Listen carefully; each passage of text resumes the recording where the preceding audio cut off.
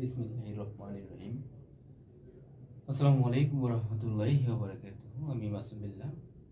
তো আবারও ক্লাসে হাজির হলাম।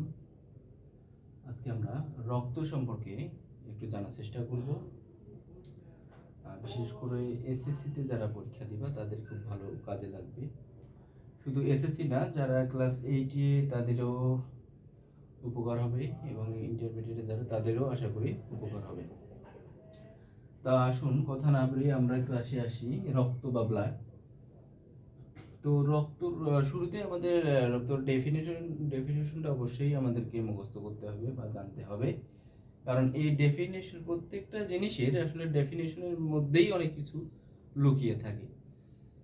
আর একটা পূর্ণাঙ্গ ডেফিনেশন আমরা অনেক সময় ডেফিনেশন আসলে মুখস্থ করি না বা সংজ্ঞা মুখস্থ করি না, এটা আসলে আমরা চরম ভুল করি। কারণ এই ডেফিনেশনের মধ্যে তার বিশেষ মানে বৈশিষ্ট্যগুলা, সাধারণ ক্যারেক্টারিস্টিক্সগুলা উঠে আসে। তো আমাদেরকে অবশ্যই ডেফিনেশন মুখস্থ করতে হবে এবং পূর্ণাঙ্গ ডেফিনেশন। এটা আমার নিজের জন্য, আমার নৈবত্তিকে যাতে আসে সমস্যা না হয়, এবং আমার জ্ঞানমূলক বা অন্যান্য ক্ষেত্রে যাতে কোনো সমস্যা না হয়।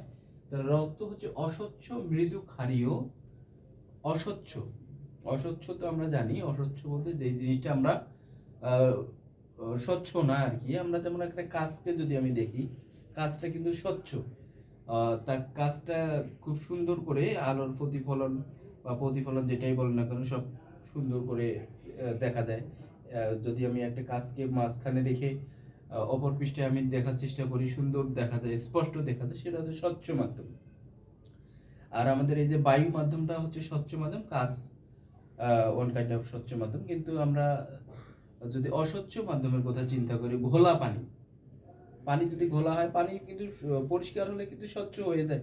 কিন্তু ঘোলা পানির ক্ষেত্রে আমরা পুকুরের পানি, বিশেষ করে নদী নালার পানি যখন স্রোত যায় তখন একটু ঘোলাটে হয়ে যায়, এটা অস্বচ্ছ হয়ে যায়। তো এই অস্বচ্ছ, তাহলে কি রক্ত কি অস্বচ্ছ, মৃদু, ক্ষারীয়। মৃদু মানে সামান্য, সামান্য ক্ষারীয়, তরল যোজক কোলা বা তরল পদার্থ আর কি। এটা হচ্ছে রক্ত। তো রক্ত ডেফিনেশনটা সুন্দর করে মুখস্থ করে নেওয়ার চেষ্টা করবে। এবং রক্তের প্রধান উপাদান হচ্ছে দুইটা, একটা হচ্ছে রক্ত রস আর একটা হচ্ছে রক্ত কণিকা। রক্ত রস আর একটা হচ্ছে রক্ত কণিকা। তো আমাদের রক্তের যদি পরিমাণটাকে আমরা 100% তুলনা করি, তো সেই ক্ষেত্রে আমাদের রক্ত রস হচ্ছে 55% এবং রক্ত কণিকা হচ্ছে 45%। অর্থাৎ 55% হচ্ছে রক্ত রস আর রক্ত কণিকা হচ্ছে 45%। এই পার্সেন্টটা আমাদের নৈবেদিক অনেক সময় আসে। আবার আমাদের রক্তরসের সম্পর্কে শুধু কাজটা একটু পড়লে হবে, বা রক্তরসে আসলে কি থাকে সেটা আমাদের জানার বিষয়। তো রক্তরসের মধ্যে থাকে সাধারণত বিভিন্ন ধরনের প্রোটিন, অ্যালবুমিন থাকে, গ্লোবিউলিন থাকে, আরো বিভিন্ন হিমোগ্লোবিন থাকে, বিভিন্ন, বিশেষ করে হিমোগ্লোবিন প্রোটিনটা খুব গুরুত্বপূর্ণ একটা প্রোটিন। আমাদের অনেক সময় পরীক্ষায় আসে, যেহেতু এই হিমোগ্লোবিন প্রোটিনটা আসছে, তো এখান থেকে আমি আর একটা অনুধাবন একটা কোশ্চেনের অ্যান্সার বলি। অনেক সময় আসে, মানুষের রক্ত লাল হয় কেন? উত্তর হবে যে মানুষের লোহিত রক্তকণিকায় হিমোগ্লোবিন নামক এক ধরনের রঞ্জক পদার্থের উপস্থিতির কারণে মানুষের রক্ত হয় লাল। তো খুব সহজ। তাহলে আমাদের লোহিত রক্তকণিকায়, মানুষের লোহিত রক্তকণিকায় হিমোগ্লোবিন নামক এক ধরনের রঞ্জক পদার্থের উপস্থিতির কারণে মানুষের রক্ত হয় লাল। তো যদি পরীক্ষা আসে মানুষের রক্ত কেন লাল হয়, তাহলে এটাই হবে আনসার। ওকে। তারপর গ্লুকোজ আছে এখানে। ফ্যাট, ফ্যাট বলতে এখানে চর্বি কণা, ছোট ছোট ছোট চর্বি কণা থাকে। চর্বিগুলো তো আর রক্তে ওভাবে আর কি একত্রে থাকার সুযোগ নাই, কারণ ওভাবে যদি একত্রে থাকতো সেই ক্ষেত্রে তো রক্ত জমাট বেঁধে যেত। তো যেহেতু রক্তে কিন্তু ফ্যাট থাকে এবং এগুলো কোনায় কোনায় থাকে। ফ্যাটগুলো কিভাবে থাকে? প্রোটিন বললাম, গ্লুকোজ বললাম, ফ্যাটটা হচ্ছে কোনায় কোনায় থাকে। এবং মিনারেলস থাকবে, বা খনিজ লবণ যেটাকে বলা হয়। রক্তে কিন্তু অনেক ধরনের খনিজ লবণ থাকবে, অনেক। তারপর হচ্ছে ভিটামিনস। রক্তে বিভিন্ন ধরনের আমাদের ভিটামিন আছে। তারপর হচ্ছে অ্যান্টিবডি। রক্তরসে কিন্তু অ্যান্টিবডি আছে। তো অ্যান্টিবডি কি? অ্যান্টিজেনের বিরুদ্ধে যেটি কাজ করবে তাকে আমরা বলতেছি অ্যান্টিবডি।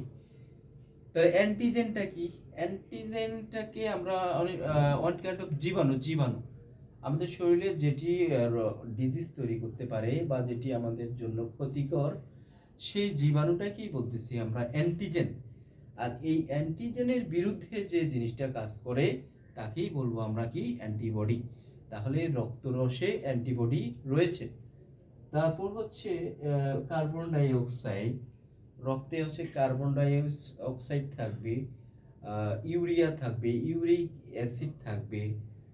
এই জিনিসগুলো সাধারণত থাকে। এগুলো কিভাবে উৎপন্ন হয়? আমরা জানি আমাদের রক্ত সাধারণত বর্জ্য পদার্থগুলোও কিন্তু কি অপসারণ করে।